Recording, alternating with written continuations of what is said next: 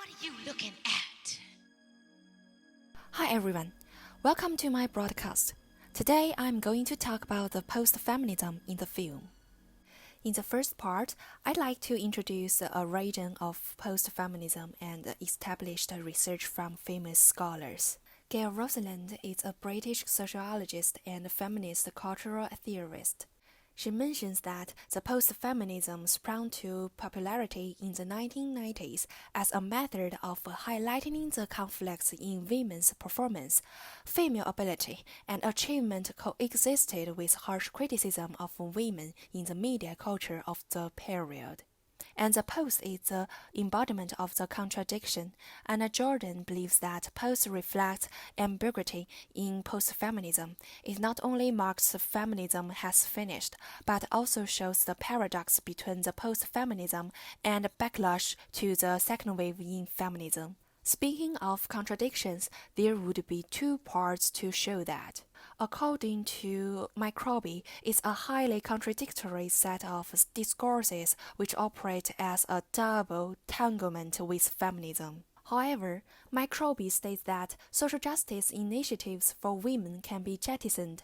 In effect, this means that men's still more dominant positions are empowered to some degree. Let's move on to the post-feminism and sensibility part. Gill's notion that post-feminism is best understood as a special sensibility is widely accepted, because sensibility was created to provide people a new perspective and method to discuss the pop culture in the current media society.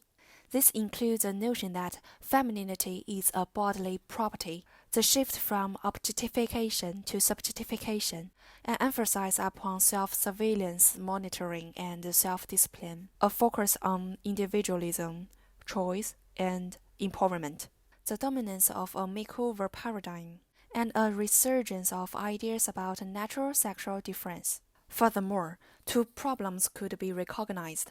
First of all, how to balance family and work.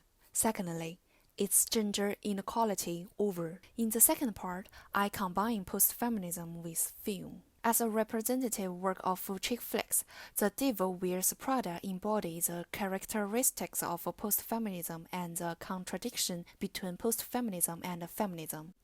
It was released in 2006, directed by Dave Franco. The film is based on Lauren Vesberger's novel of the same name. At the beginning of the movie, those fashion models show a slim body and skilled makeup, clearly showing concern for personal body and femininity. Specifically, the models wear short skirts and boots in the winter, focusing on their images with a high sense of fashion.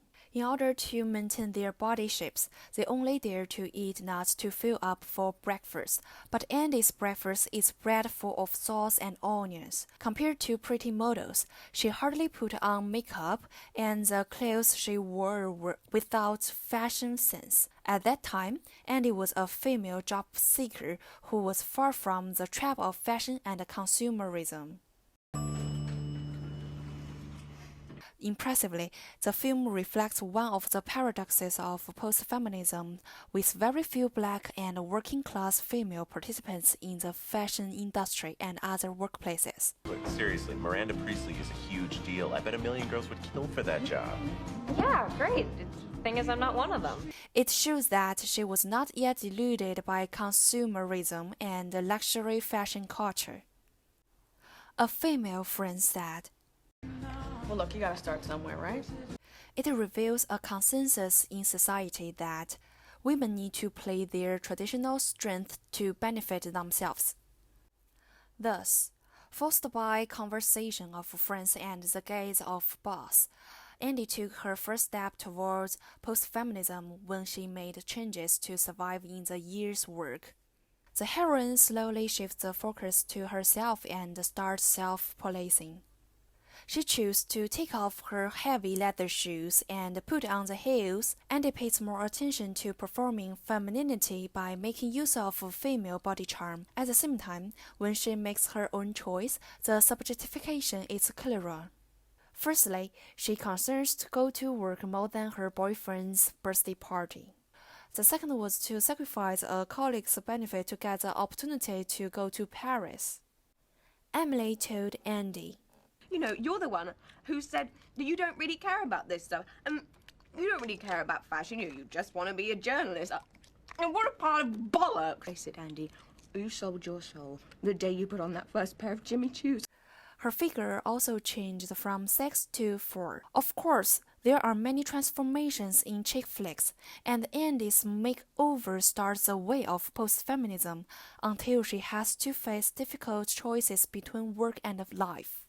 Meanwhile, there is another female character in the film, Miranda, Andy's boss.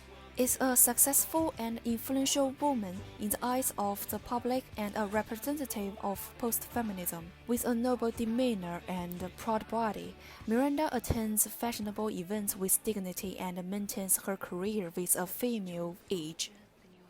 She is not only a magazine leader and a fashion beacon, but also a wife and mother.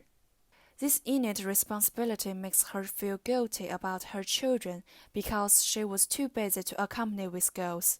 At the same time, Andy discovered that Miranda's conjugal relation was at stake. Her husband complained that Miranda couldn't keep appointments, which injured his self-esteem. While attending Fashion Week in Paris, Miranda was exposed in front of Andy with no gorgeous clothes, dress up, and no cosmetics to cover up.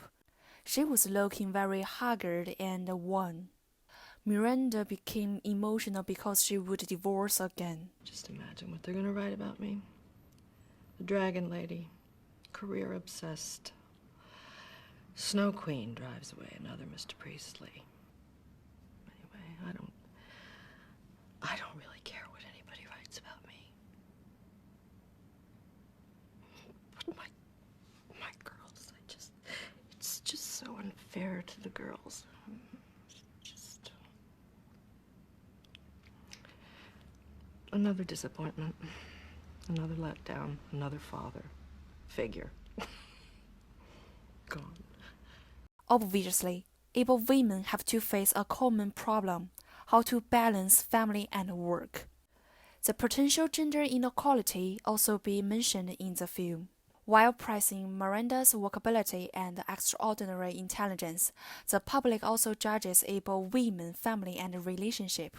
However, if Miranda were a man, people would be focusing on her work and achievement, not her family, personality, etc. Okay, she's tough, but if Miranda were a man, no one would notice anything about her except how great she is at her job. The male gaze is also mirrored in the film. When Andy underwent a makeover, the heroine asked the man for help, no matter what his sexual orientation was. She also got the manuscript through the editor, with the help of men's strength to complete the impossible task. It shows that females still seek help from males subconsciously. Conclusion. Taking Andy and Miranda as the clue, it comprehensively displays women's career and spiritual journey.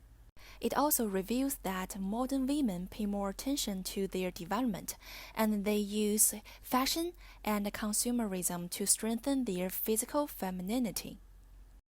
It's still unclear whether post-feminism can be commonly accepted and developed. However, the contradiction and influence of post-feminism and feminism need to be spread and reflected by more media works.